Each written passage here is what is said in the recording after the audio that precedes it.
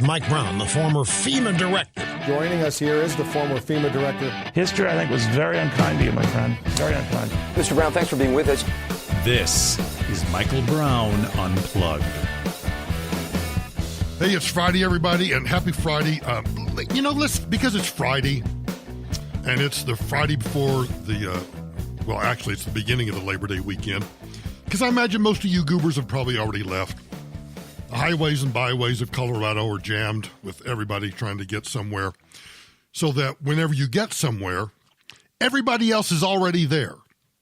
Tamara and I had this long discussion about whether or not we wanted to go to the undisclosed location, and I didn't want to, because if you've been anywhere, say between I-25 at about the intersection of 470 and I-25, southbound, to approximately the north side of Colorado Springs at Academy Boulevard.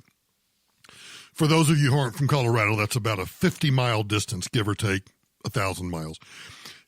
That is, I think, all under construction. And if it's not under construction, it's not wide enough to carry the amount of traffic, the volume that's on that highway anyway. And so then if everybody decides that they're going to go somewhere in southern Colorado for Labor Day weekend, they're all on that highway. And so I've got to get around all of you goobers in order to get to the undisclosed location in New Mexico, so I can just have 3 or 4 days before I come back, so that on Tuesday at 2 p.m., I will be found on 630 KHAL on iHeartRadio. Yes, I'm returning to radio Tuesday after Labor Day. The 4 months since they came to me back in April and told me about the changes that were happening on KOA, KHAL, and the new station, Freedom 93.7. I've spent those 4 months establishing my podcast, this podcast, which everybody listens to, and I'll continue to do this podcast. I've started a project with someone who's turned out to be I consider to be a good friend, and that involves Homeland Security, and I'll continue to do that work with him. In fact, that will take up the majority of my time. I'm really excited about that. I've also started the outline of the book about the creation of the Department of Homeland Security. In other words, those 4 months between when they told me that, hey, we're going to change the format on KOA, and so we don't have a slot for you right now until we got everything finalized, and now that I'm back on KHAL. And, somebody asked me the other day, I forget who it was. Oh, it was Kaminsky asked me on Thursday morning when I was on his show if it felt like coming back home. Well, radio is home, but KHAL is home in this regard. I've been on radio for almost 14 years now, and the majority of that time, the vast majority of that time, 70%, 80%, has been on 630 KHAL. So I'm pretty excited about coming back. You can find me, you'll obviously be able to find me on terrestrial radio from 2 to 4 p.m. on your radio dial at 630 KHOW. You'll also be able to find me if you want to listen live, but you don't want to listen on a radio. I mean, who the hell has a radio anymore? You will want to listen on the iHeartRadio app.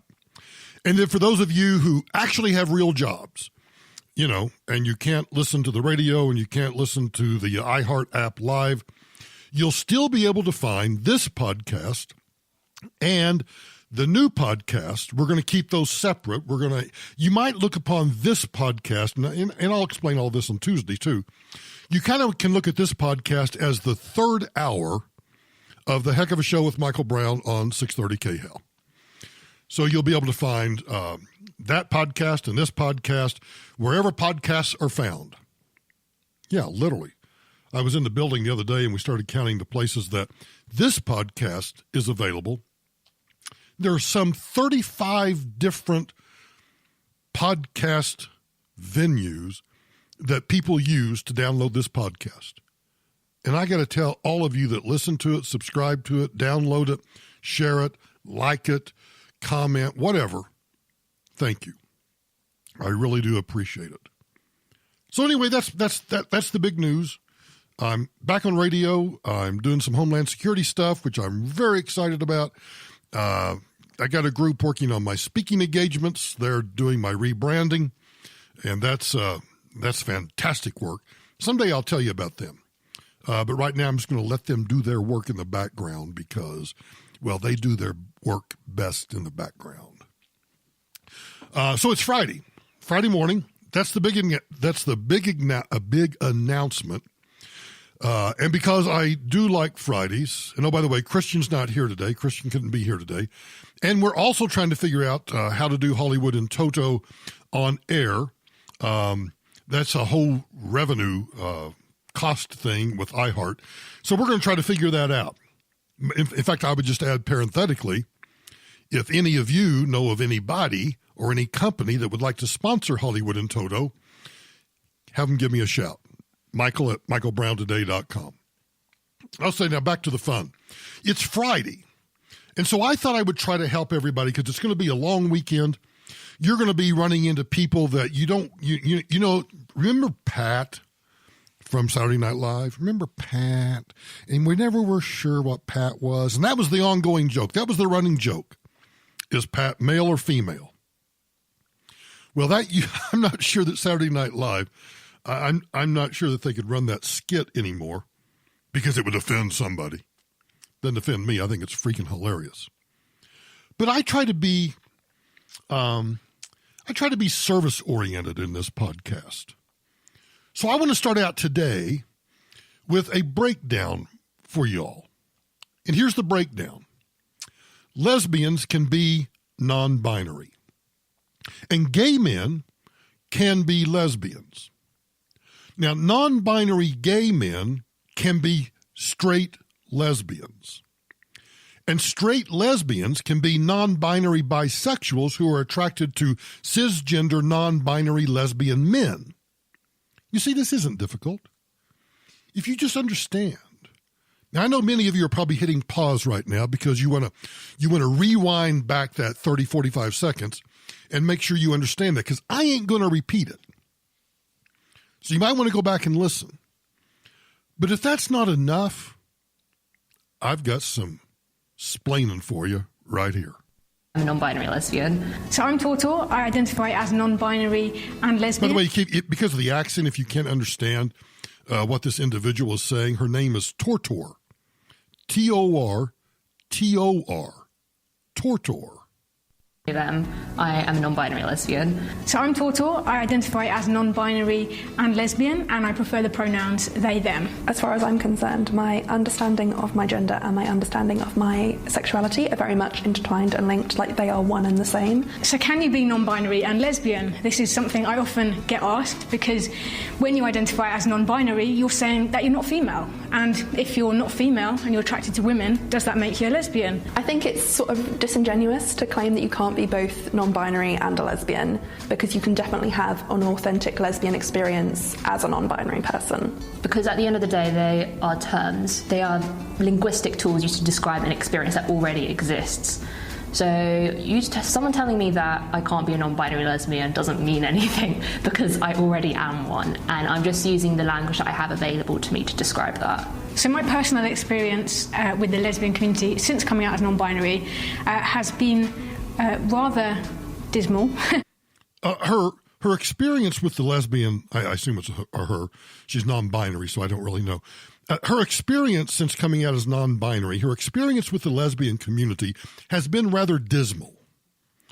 Do you remember yesterday, day before, when I gave the kind of the colloquy or the lecture or the tirade or whatever you might want to call it about identity politics and how it causes those who engage in identity politics to pretty much start consuming each other? The left eating the left. This is exactly what I mean. So Tortor is telling us that since she came out non-binary, her experience with the lesbian community has been rather dismal. It continues. A lot of lesbians that I've encountered, especially on dates, haven't accepted my identity as something that they are interested in dating or accepting, to the point where some women have wanted me to use my birth name. Oh my God. Can you imagine the inhumanity? So here's Tortor, who is wanting to date a lesbian. Now, I'm not sure whether that lesbian is a male or a female because, well, go back and listen to what I just described earlier. But what I find really sad is that when she's dated lesbians, she says that they often ask her to use her birth name. Are they embarrassed to be dating Tortor? Do they not want to, like who'd you go out with last weekend, Tortor? No. I'm not asking you what you had for dinner because, you know, maybe you went to a fancy restaurant and you had some Tortors. No, the question is, who did you go out with? I went out with Tortor. This is almost a who's on first. Tortor. People get upset because, or she gets upset because people want her to use her birth name. I feel very uncomfortable to use because they want me to be more of a woman rather than someone who identifies in the middle. Now, I'm sorry, I have to interrupt again. So the lesbians that she goes out to date are upset because they want to use her birth name. She doesn't want to do that. And then they ask her if she could be more of a woman because this is a lesbian. Now, again, I'm not really sure if the lesbian that she's dating that she has the dismal experience with is male or female because clearly you can be you can be a straight lesbians can be non-binary bisexuals who are attracted to cisgender non-binary lesbian men. Write that down. Because you'll want to reference that somewhere in the future, I'm quite sure. So she is upset that they want her to be more of a woman. Now imagine that. A lesbian wants their date to be more of a woman. Makes sense to me, except, well, I'm old school, and clearly I don't understand what Tortor's after here. Almost bullying me out of my own identity, which is quite frustrating. I have had people say that you can't be both non-binary and a lesbian, but I do think that comes from a flawed understanding of what lesbianism as an identity means, both now and historically. But I'm still expected to kind of explain that even in the context of a dating app, which is obviously I'm not going on there thinking who can I next educate about what a non-binary lesbian is. To be honest, what other label can I use? There is no label to describe a non-binary person being attracted to one binary gender. So the only word I feel is applicable to describe how I identify sexually is lesbian. Whether that's right or wrong, I don't know, but to be honest, I think whatever label you feel comfortable with, you should be allowed to use. And there you have it. Now, again, because I am service-oriented and because it is Friday, I really don't want you to have to go back and, rewind the podcast. So let me just explain to you what you just heard. Lesbians can be non-binary, and gay men can be lesbians, but non-binary gay men can also be straight lesbians. And straight lesbians can be non-binary bisexuals who are attracted to cisgender non-binary lesbian men. You see, it's not that difficult. And it's Friday before a holiday, and if you can't wrap your head around that, then you don't deserve to go out somewhere in a campground in Colorado and have wieners and beer. Got it? Hang on, I'll be right back. Well, as long as I'm in a smart-ass mood and I'm making fun of people, let's make fun of that little, how old is she? Is she 12 years old? 14 years old? I don't know how old she is. But she's too young to be crossing the Atlantic in a solar-powered boat by herself. Greta Thunberg. She crosses the Atlantic, and as soon as she lands in America, what does she do? And even though it was a bit rough sometimes, it went incredibly well. And I didn't feel seasick, so I was extremely lucky. The older generations are the ones who have been causing this problem, and so I don't think they should be saying to us, you should just be a normal kid and do what normal kids do, but you should, because they are the ones who have caused this, and we are just trying to clean up after them. Yes, you see, you've caused this, and this little twerp is just trying to clean up after our mess.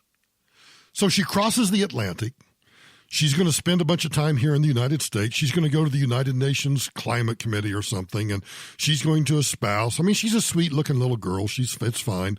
But she's going to go espouse how we need to, I guess, go back to the Stone Age in order to save civilization from itself. And she's going to tell us how bad carbon emissions are. She's going to tell us how bad fossil fuels are. She's going to tell us all these horrible things. Can you imagine being this? Oh, she's 16 years old. Whoa, well, never mind. She's 16 years old. Guess I'll have to pay attention now, right?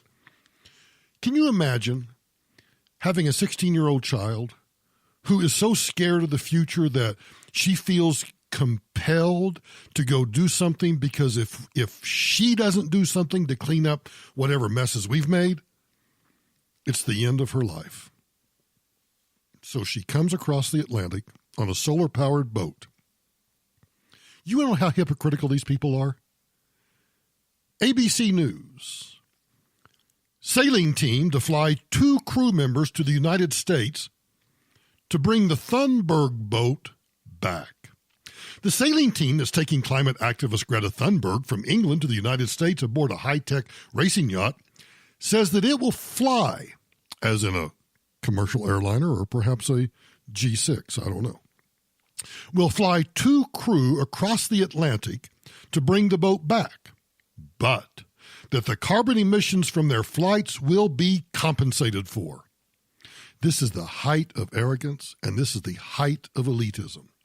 A spokeswoman for Team Malaysia said it will be necessary to fly the crew to the United States because the high-profile trip with the 16-year-old Swedish campaigner that left Plymouth on Wednesday was arranged at very short notice. Holly Kova told the Associated Press by email that we can only have one boat, so they cannot easily sail over there to meet them. Kova said the team recognizes that it's an imperfect solution, but believes offsetting the emissions by funding carbon-reducing projects elsewhere is better than doing nothing. I want you to think about what they're doing. So they're grandstanding, telling us how awful the world is by coming over here on a boat, on a racing yacht, solar-powered racing yacht. Can you imagine the carbon emissions that it took to manufacture that racing yacht? Can you imagine the carbon emissions that it took to supply the food, the water, everything that they consumed or used, the clothing they wore, the life vest they had, everything, the communication system, everything that they had on that stupid boat? But because they're elitists, look how cool it is. She came here to lecture us, you little twerp. And now they're going to fly 2 crew members from England, I guess into JFK or LaGuardia, I assume JFK, maybe Newark. And then they're going to get in a car and they're going to drive to wherever this stupid yacht's docked. And they're going to get in the same boat and they're going to sail it back to England. You know, this whole idea of buying, for example, most airlines now allow you, when you purchase an airline ticket, you can purchase carbon offsets. Or if you're one of these muckety-muck Hollywood types that likes to fly around in your private jet, then you try to justify that by saying, well, I buy carbon offsets, or I do other things, I contribute to green energy programs or what. You know, that's a bunch of bohickey bovine feces. And here's why. I'm not Catholic, so all you Catholics, I apologize in advance. But it's like the old practice of buying indulgences. Indulgences. The idea that, hey, if I go to the Pope or I go to the church and I pay a certain amount, I can pay for the sins that I have committed with a little scratch, a little money. It's not how it works. No, it's not how it works. I don't want to go down the whole issue of grace and everything else. But let's just say that there's no way, if you understand the gospel of Jesus Christ, you understand that there's no way that you can buy your way into heaven or that you can buy forgiveness through indulgences. Well, this whole idea of buying carbon offsets, is so elitist on its face. Let's say you want to fly because, let's just take a horrible situation. A close family member, your mother, your dad, a grandparent, your sister, your child has been involved in a horrific car wreck. They're on life support, and they live 1,000 miles from you. So you jump on the internet, you start looking for the cheapest ticket possible because you want to fly out, not in 2 weeks, not with 30 days notice. You're like a businessman that suddenly finds out that he's got to fly from Denver to San Francisco tomorrow. Well, your situation is even worse. You want to fly out now. What's the next available flight? Well, I can tell you, unless you just look out and you're flying some no-frills airline, you're going to pay an arm and a leg for that. And if you look closely, I can't speak for all the major carriers, but if you look closely on United Airlines, for example, there's a place where, would you like to buy some carbon offsets for your flight? You can offset your carbon footprint by paying an extra, I don't know, and I don't care. I don't care whether it's a penny or it's $1,000. How hypocritical to think that we can somehow, I'm going to keep doing what I'm doing. I'm going to enjoy all the electronics that I have in front of me. I'm going to enjoy the styrofoam cup that has my Diet Coke in it.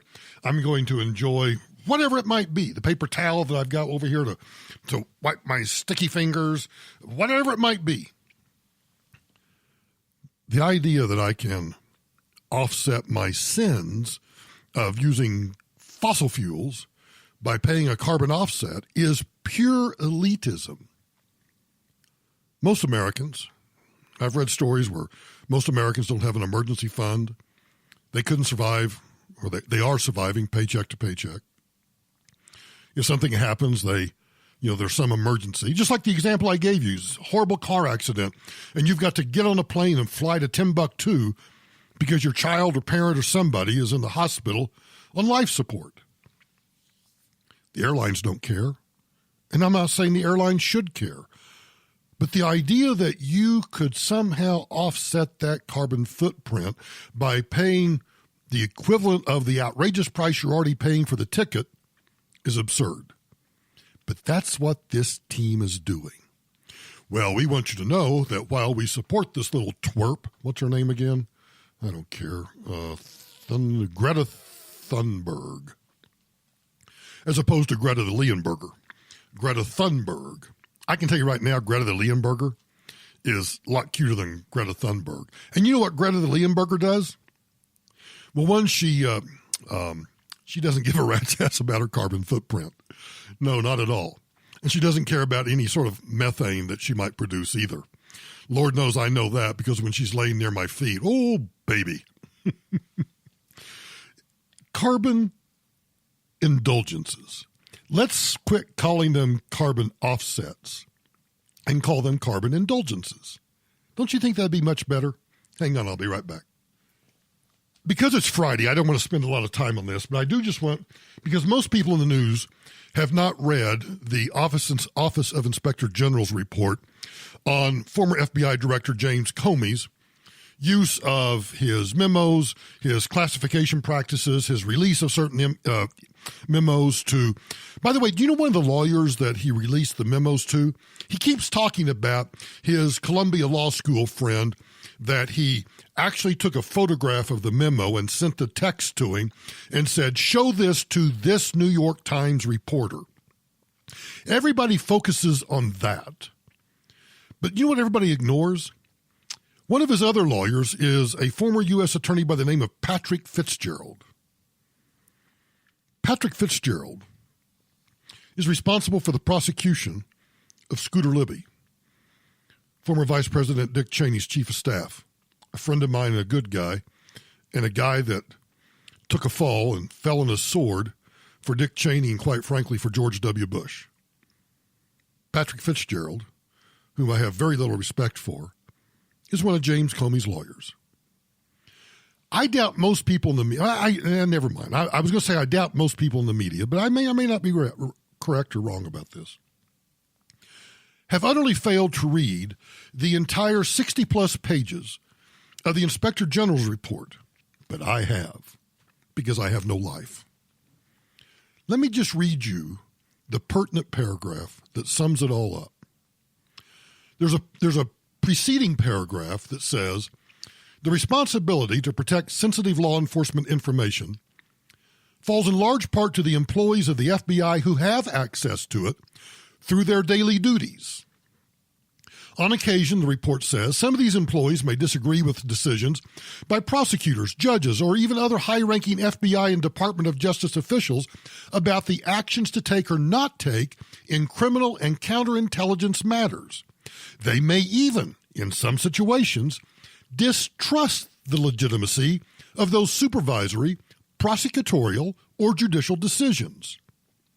But the Inspector General writes, but even when these employees believe that their most strongly held personal convictions might be served by an unauthorized disclosure of sensitive or classified information, the FBI, and by extension, this is me saying this, the FBI and by extension, you and I as citizens who are subject to the FBI and trust them to follow the law and not put themselves above the law, the Inspector General writes, the FBI depends on them not to disclose sensitive information.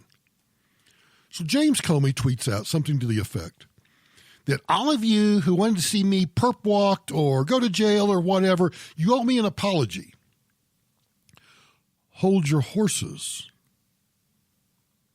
doofus, because this Inspector General's report and conclusions have been referred to the Department of Justice to make a decision about whether to prosecute you or not. Here's the pertinent paragraph. Remember all those responsibilities I just described in the preceding paragraph? The OIG writes, former Director Comey failed to live up to this responsibility by not safeguarding sensitive information obtained during the course of his FBI employment and by using that information to create public pressure for official action.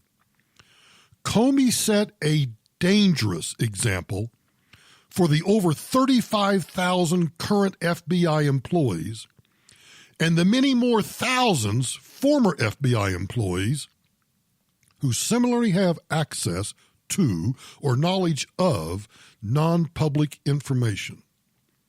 Comey said he was compelled to take these actions, quote, if I love this country, and I love the Department of Justice, and I love the FBI. The Inspector General says, however, were current or former FBI employees to follow former directors' example and disclose sensitive information in service of their own strongly held personal convictions, the FBI would be unable to dispatch its law enforcement duties properly, as Comey himself noted in his March 20, 2017 congressional testimony. Comey expressed, they write, a similar concern to President Trump, according to Memo 4, in discussing leaks of FBI information, telling Trump that the FBI's ability to conduct its work is compromised if people run around telling the press what we do. This is no doubt, they say, part of the reason why Comey's closest advisors use the words surprised, stunned, shocked, and disappointment to describe their reactions to learning what Comey had done. They write, we have previously faulted Comey for acting unilaterally and inconsistent with department policies. Comey's unauthorized disclosure of sensitive law enforcement information about the General Flynn investigation merits similar criticism. In a country built on the rule of law, it is of utmost importance that all FBI employees adhere to department and FBI policies, particularly when confronted by what appears to be extraordinary circumstances or compelling personal convictions. Comey had several other lawful options available to him to advocate for the appointment of a special counsel, which he told us was his goal in making the disclosure. What was not permitted, they say, was the unauthorized disclosure of sensitive investigative information obtained during the course of FBI employment in order to achieve a personally desired outcome. The Office of Inspector General, they say, has provided this report to the FBI and to the Department of Justice Office of Professional Responsibility for actions they deem appropriate. Let me tell you something, bucko, Comey. You ain't off the hook yet. And if you think this report exonerates you, it's excoriating. It is mind-numbingly horrific for someone who is both a lawyer and a law enforcement official. Now, the Department of Justice, the Attorney General, has announced that he's not going to prosecute Comey. But you have to remember this has been referred not only to the Department of Justice, but to the FBI's Office of Professional Responsibility. And my guess is Judicial Watch, somebody somewhere, will also file a bar complaint. And the basis for the bar complaint will that James Comey, as a member of any number of bars around the country, will indeed be found to have violated his oath of office, not only as the director, but as an attorney. So don't be forlorn because they're not prosecuting. He's still been just absolutely blasted, and he still faces the Office of Professional Responsibility and potential bar association disciplinary actions. I'll be right back. By the time you listen to this podcast, I'm not quite sure what Hurricane Dorian will do or will have done. But every time a hurricane comes through, particularly in states that have anti-price gouging laws, I go nuts because I think these laws are counterintuitive. Most Americans, in fact, I would say virtually all Americans, are generous, they're compassionate, they care about their fellow man, they want to help in times of disaster. And so when people do come together to help, if some choose to do that voluntarily, power to them.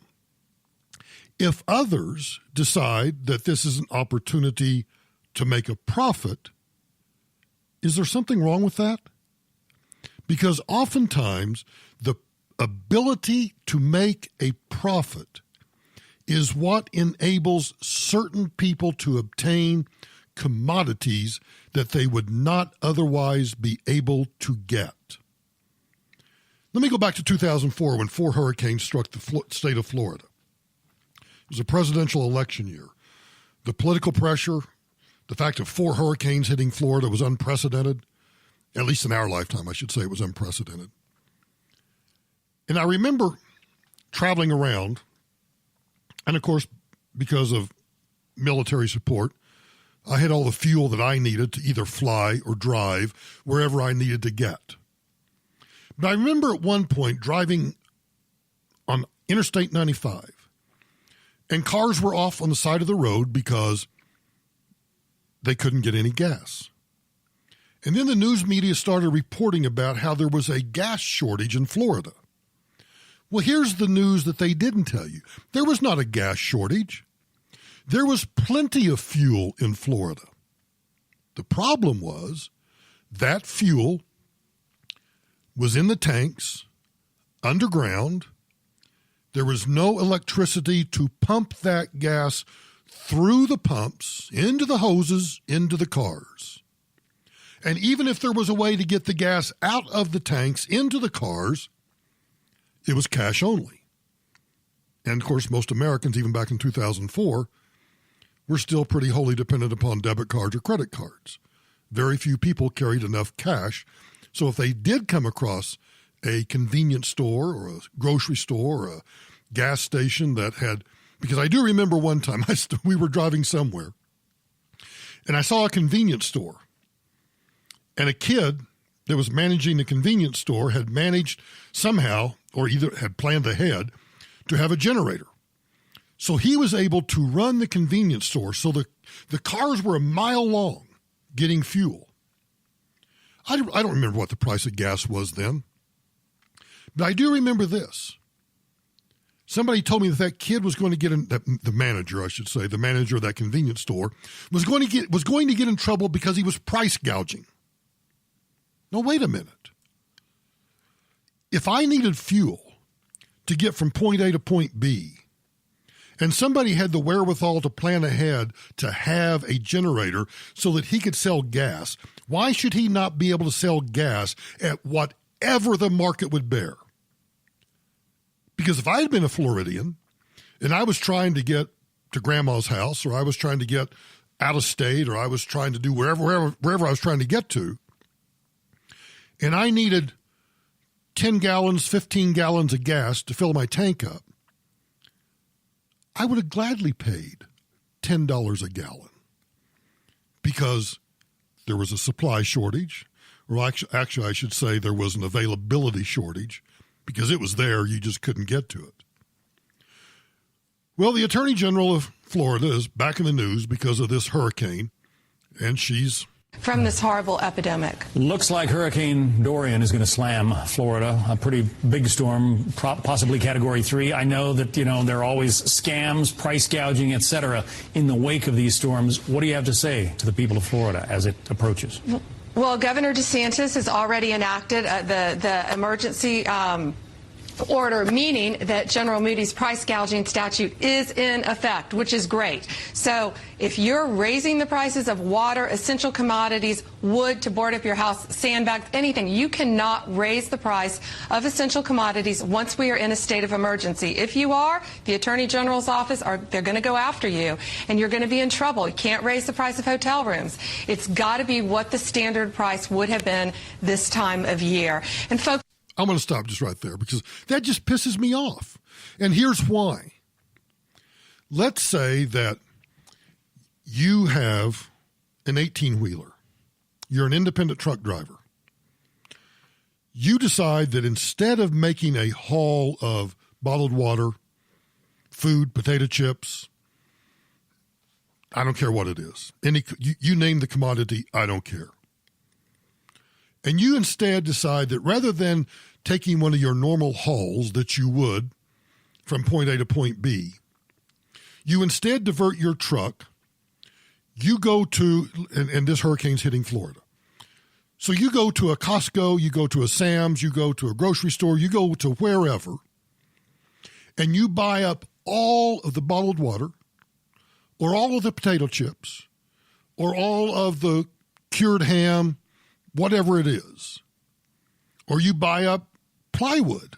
I don't care what the commodity is.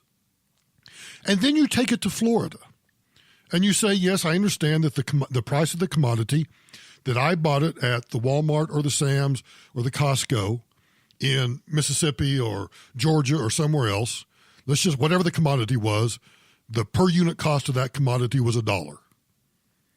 Well, because of all the effort I made, I'm going to sell it for $2.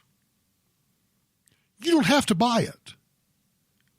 You can, if you want to try to find a volunteer organization somewhere that is passing out the commodity that you want, you can do that.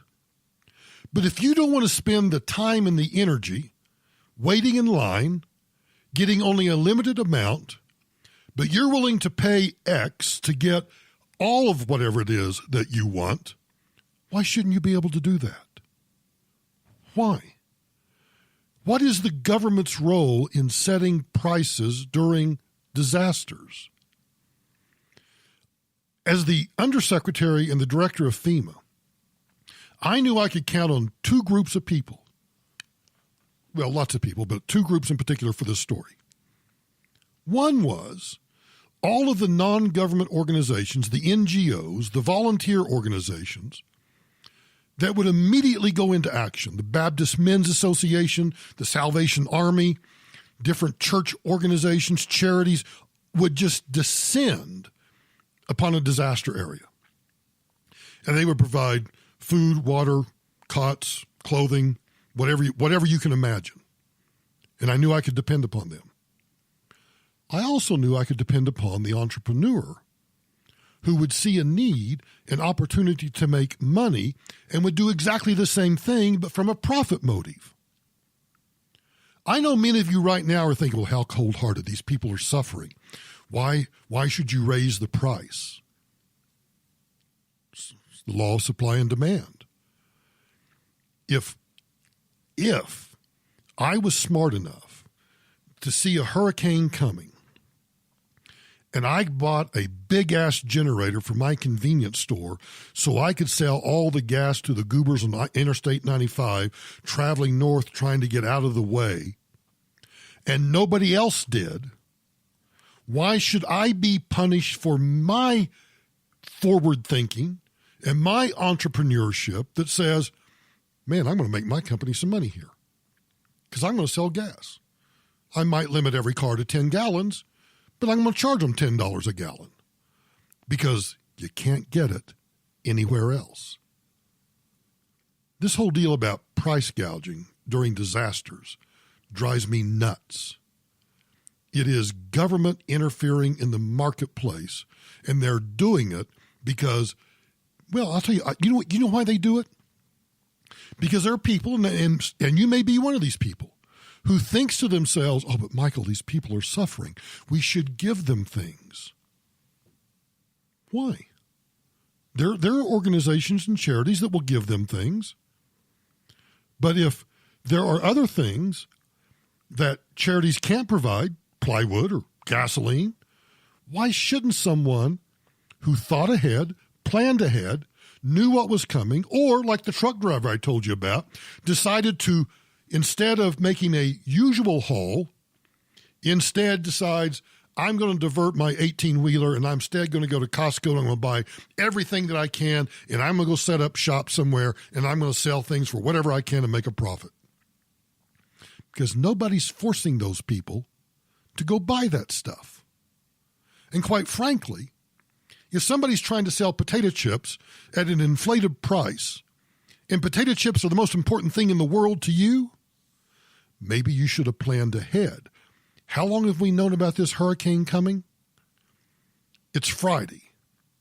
I've already done interviews since Wednesday for something that we knew about on Monday and Tuesday. Price gouging.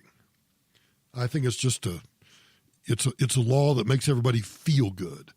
And I hate laws that are designed to make people feel good. If you disagree with everything I said about price gouging, oh man, I'd love to hear from you about that. I'll be right back. Okay, so maybe I should give you some good news since it's Friday.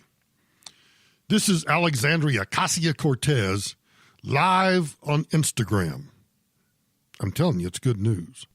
I think about the kind of family that I want to plan, and I've already known my entire life that one day I'd love to adopt children.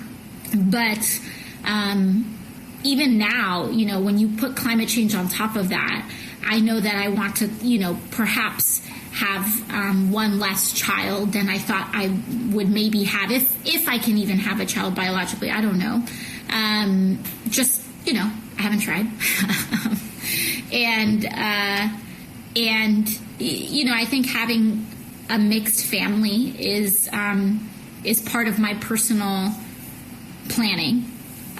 But it's really hard, and I don't think sometimes that older generations really understand how much we're taking this into account.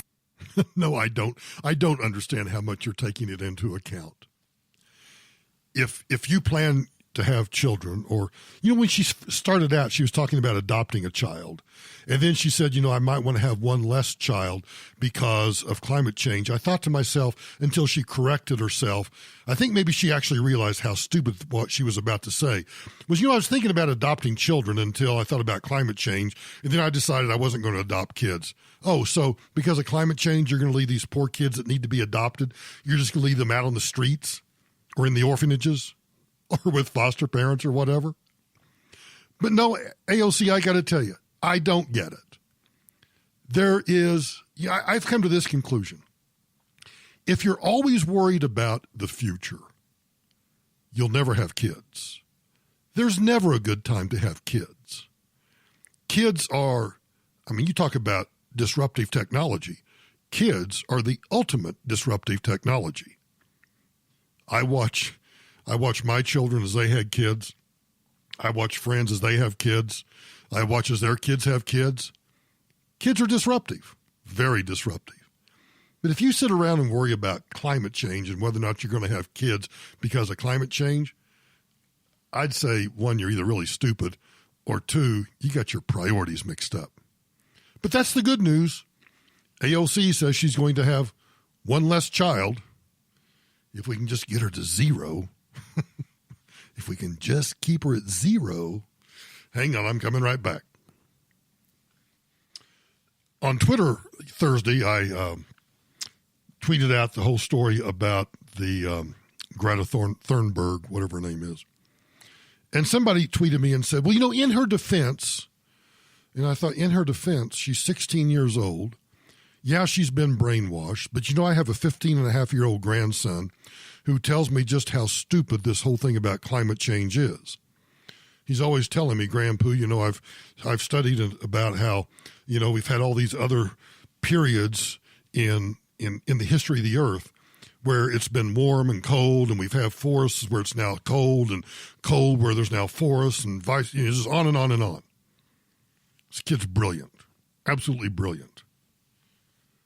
But I think, just like Greta Thunberg, Boo-Boo, whatever her name is, just like she is kind of being used by adults, this person on Twitter, I responded and said, you do realize, of course, that there are a lot of people that believe that 16-year-olds ought to be able to vote. Do you really think so? Climate change, you're a threat. How many years do we have left? Excuse me, do you guys have a moment to talk about climate change? We polled kids across Canada and asked them to rank election issues in order of priority. 74% ranked climate change as the issue most important to them. Climate scientists are now saying we only have 12 years left to act if we want to avoid catastrophic damage. Downtown. That's why we're lobbying the federal government to lower the voting age from 18 to 8. Let the kids vote! Let the kids vote! Let the kids vote! They are the future. They deserve a say. And if we work together, we can lower the voting age. 1, 2, 3, 4. Climate change is not a abortion. This guy can vote, and I can't. These kids are not here to kid around. Let the kids vote. Let the kids vote. Let the kids vote. Let kids vote. Future decide. Let the kids vote. Yeah, I've changed my mind.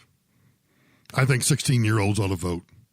I just think if we're going to go into the crapper, let's just dive in head first. Let's just dive in head first, because maybe we'll just break our necks and we'll come to a swift death and not realize that we've just dived into the crapper.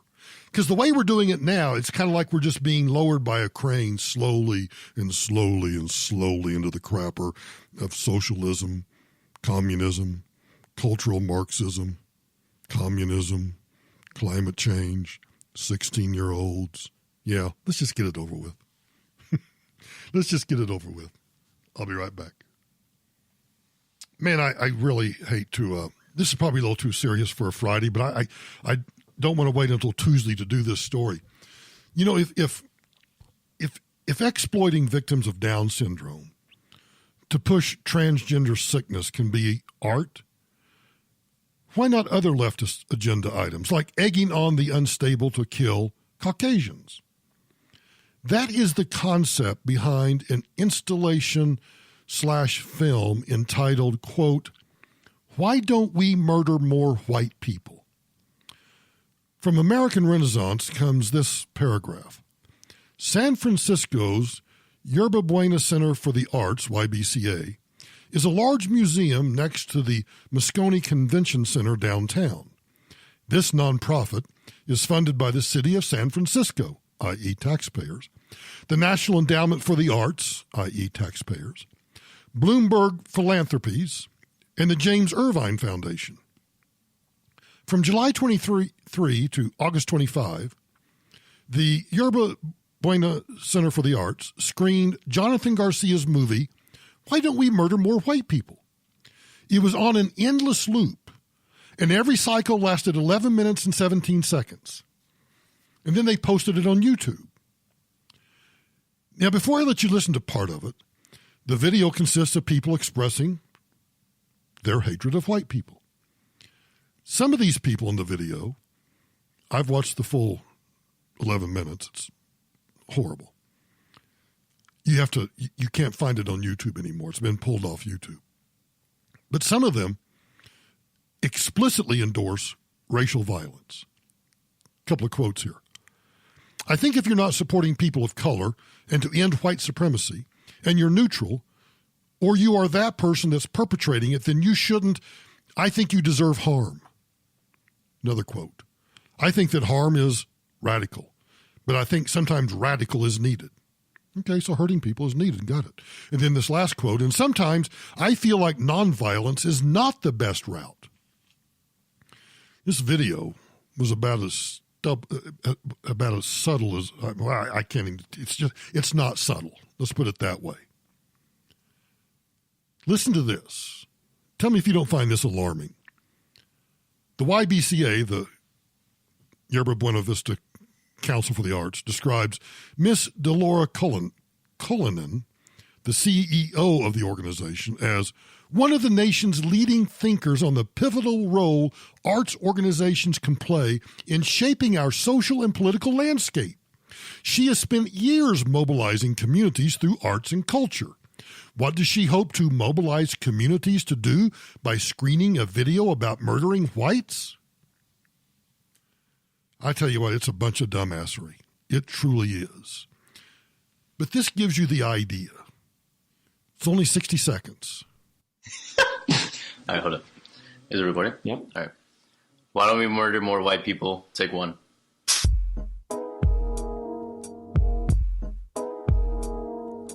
I think we don't murder more white people because it's very dangerous to do so. The ways that people of color are murdered psychologically, right? Murdered in their character, in their expression of self. I think white people are terrified of me. I'm not, for the most part, a fearful-looking man, but I noticed that whenever I go somewhere and cross the street. I'm angry at white people most of the time. Most of the time.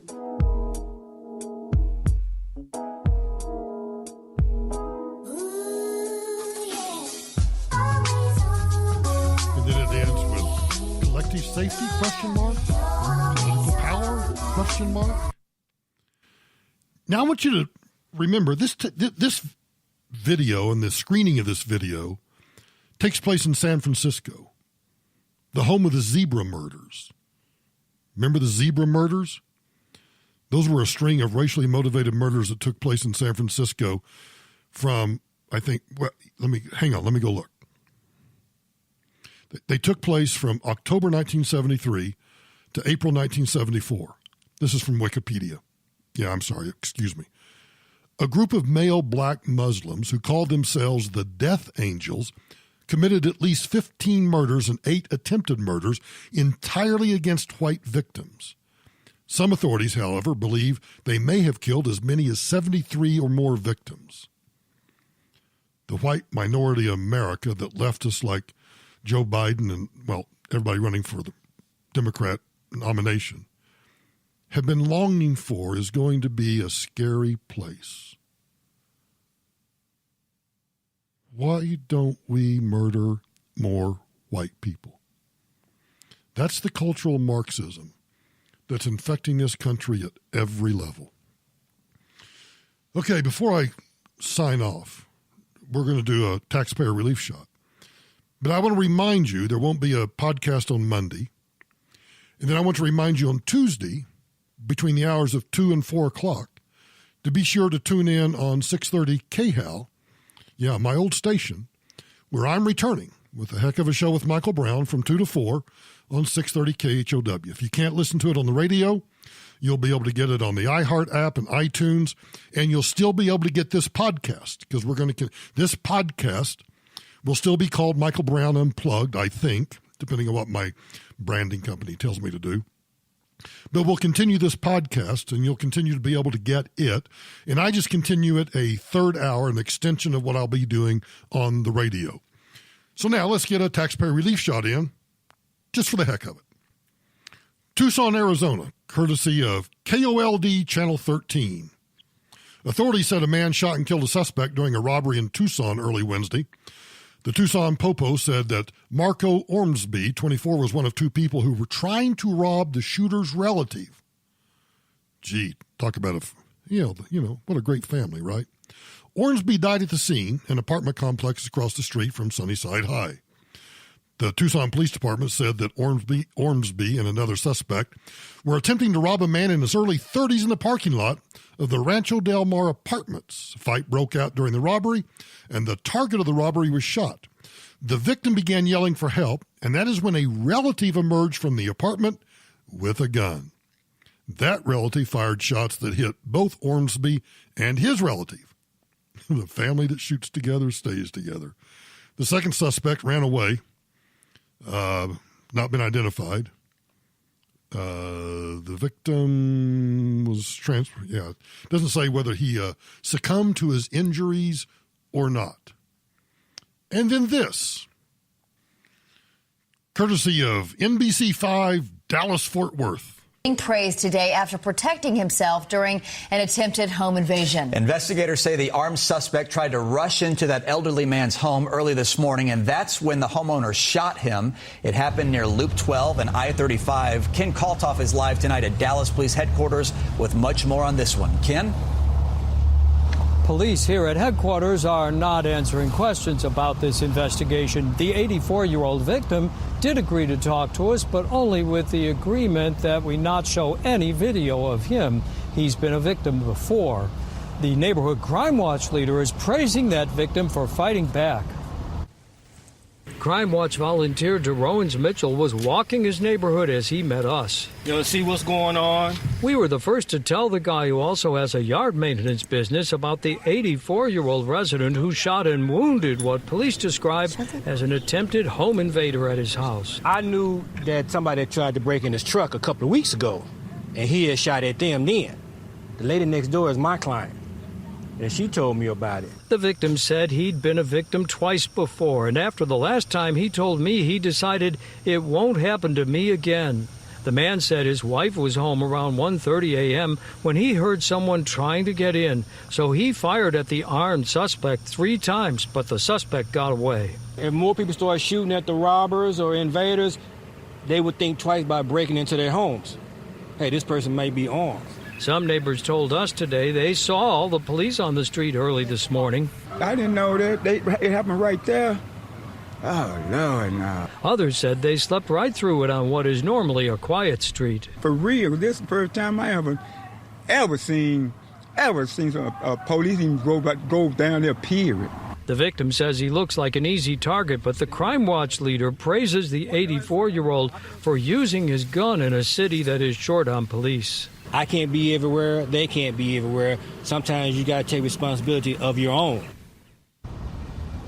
The victim told me that the police seized the gun that he used to compare it to the wounds suffered by a man that they discovered at the hospital. The police here are not confirming any of that today. Reporting live in Dallas, Ken Kaltoff, NBC5. You know, don't mess with Grandpa. 84-year-old shoots thug trying to rob him. That's a great taxpayer relief shot. And I also like it. Can we borrow your gun? We'd like to go. We had a guy show up at the hospital. Yeah, he's got some wounds. We'd like to do some ballistics tests to see if we got the right guy or not. Why, sure, officer. You may take my weapon and fire it and compare it to the thug that you have found in the hospital. Again, thanks for listening to this episode of Michael Brown Unplugged. Don't forget, I'll be here on Tuesday And you'll be able to hear me on the radio on Tuesday from 2 to 4 on 630 KHAL. You know the drill about the podcast. If you download it on iTunes, we would greatly appreciate a 5-star review or a quick review, a 5-star rating or a quick review about why you like the podcast. We'll send you a check in the mail. It'll be one of those big giant checks, made of cardboard and not worth anything. And if you want to follow us on social media, be sure and do that. All you have to do is go to the website, michaelbrowntoday.com. michaelbrowntoday.com. Whether you follow us on YouTube, Facebook, Instagram, they're all right there at michaelbrowntoday.com at the bottom of the page. So thanks for listening. Everybody have a great Labor Day weekend, and we'll talk to you on Tuesday.